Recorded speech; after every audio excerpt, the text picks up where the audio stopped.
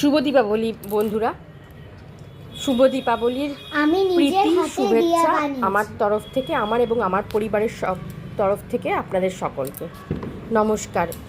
বন্ধুরা, আপনাদের দীপাবলি সাবধানে এবং সুন্দরভাবে কাটুক। নমস্কার।